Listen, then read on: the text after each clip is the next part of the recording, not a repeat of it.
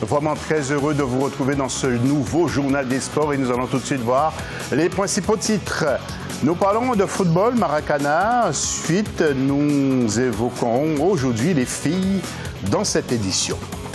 Deuxième titre, ce sont des Camerounais qui se mobilisent pour prévenir les footballeurs c'est les problèmes cardiaques. Nous entendrons un de ses représentants.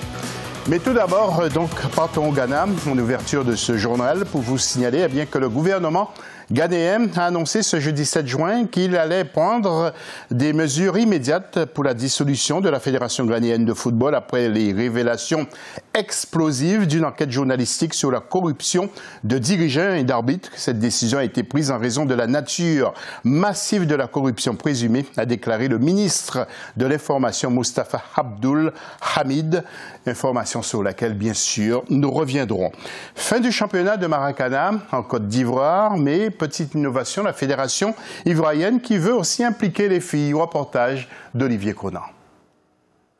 La première équipe championne de Côte d'Ivoire de Maracana chez les dames est l'équipe de Révélation Football Club de Cocody en maillot blanc qui a largement dominé l'équipe de Boaké sur le score de 3-0. Les jeunes filles de Cocody ont conscience d'entrer dans l'histoire du Maracana ivoirien. J'ai trouvé ce tournoi très agréable et je crois que l'année prochaine nous allons remporter une deuxième fois. Révélation! Aujourd'hui! Révélation! Demain! Révélation! Toujours!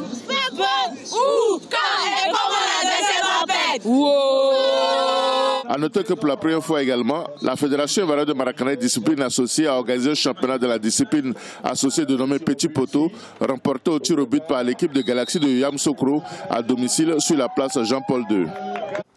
Éliminatoire de la CAN 2018 chez les filles. Plusieurs équipes ont pris une belle option sur la qualification et peut-être aussi un billet pour le Ghana à l'image du Cameroun qui a écrasé le Congo 5-0. Les Lions indomptables qui annoncent la couleur. Maintenant sur le tableau, nous allons voir les matchs retour et puis les résultats des matchs allés. Donc match retour ce 9, 10 et 11 juin avec ce samedi Cameroun contre Congo, Guinée équatoriale contre l'équipe du Kenya. Dimanche 10 juin, Afrique du Sud, Lesotho, Zimbabwe, Zambie, Éthiopie, Algérie, Mali, Côte d'Ivoire et puis le lundi 11, Nigeria contre la Gambie.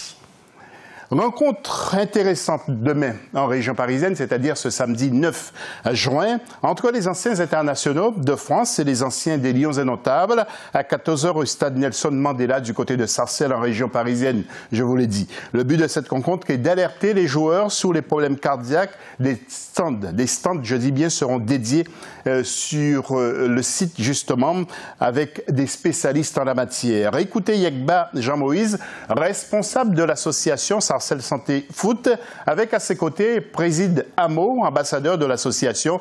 Ils étaient sur le plateau de l'AFC pour nous donner quelques explications. Écoutez. Et c'est ça ma préoccupation aujourd'hui. C'est de lutter contre ce genre de problème, que ça n'arrive plus. Et surtout, être sensibilisé aux gestes de premier secours. Surtout que ça n'arrive pas qu'aux autres, mais ça peut arriver à tout le monde.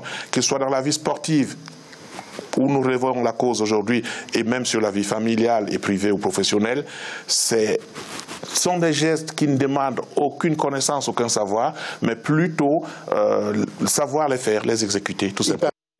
Un mondial de cécifoot en Espagne, mondial qui a commencé depuis jeudi avec deux de nos représentants. Il s'agit du Mali et du Maroc. Yvan Wanji, il est camerounais et capitaine de l'équipe de France. Écoutez ce qu'il nous disait à propos de ce mondial de cécifoot et il parle aussi de nos deux pays, le Mali et le Maroc. Nous l'écoutons.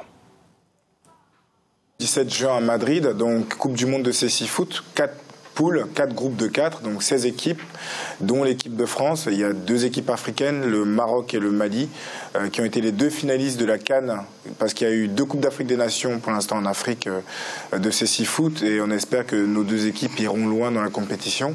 Mais ça va être compliqué quand même, parce que le Maroc, c'est la 2e Coupe du Monde pour elle, et le Mali, première Coupe du Monde, ça va être compliqué parce qu'il y a un manque d'expérience. Mais on sait que l'équipe marocaine est une très bonne équipe, notamment lors des Jeux paralympiques à Rio en 2016. Ils ont plutôt bien brillé, donc ça peut être jouable, mais ça va être compliqué. Le Mali est dans la poule du Brésil, qui est la meilleure équipe en cécifoot. Donc ça va être compliqué, mais il faut y croire parce que c'est les 2 premiers qui passent, les 2 premières équipes, donc ils ont leur chance. Et regardez les deux tableaux. Tout d'abord le A avec notre représentant. Il s'agit bien sûr du Maroc qui sera avec l'équipe de l'Espagne, la Turquie et la Thaïlande. Et puis pour le groupe D, je vous laisse regarder le Mali qui sera avec Costa Rica, Angleterre et Brésil. En bref, dans ce journal, tournoi international espoir, Maurice Révélo, eh bien, sachez que le Togo a perdu devant le Japon 1-0 pour la 7e place. Et puis en marge de ce tournoi, nous apprenons que la délégation togolaise est à la recherche du jeune Nani Pascal Amekpo qui évolue à l'Espoir FC de Zio. Il a demandé une permission, ce garçon, pour aller passer un examen à Lomé, mais il n'a jamais embarqué dans l'avion à Paris. Et puis sachez également que les Chipolopoulos de la Zambie ont battu Madagascar 1-0 lors de la première demi-finale de la Coupe COSAFA. Et puis quelques matchs amicaux qui ont eu lieu donc un peu partout dans le monde. Portugal a battu Algérie 3-0, Islande-Ghana 2-partout. Ce vendredi, il y aura Croatie-Sénégal et Chine-Kenya. Et puis ce samedi 9, Estonie-Maroc et Tunisie-Espagne. Et enfin, l'attaquant camerounais Karl Toko Ekambi, 25 ans, a signé à Villarreal en Espagne pour 20 millions d'euros. Il a marqué 25 buts, mais oui, 25 buts pour la saison écoulée avec son club d'Angers. Très très bon joueur aussi. Fin de ce journal. Merci beaucoup de l'avoir suivi. Restez avec nous. L'info revient dans quelques instants sur votre chaîne.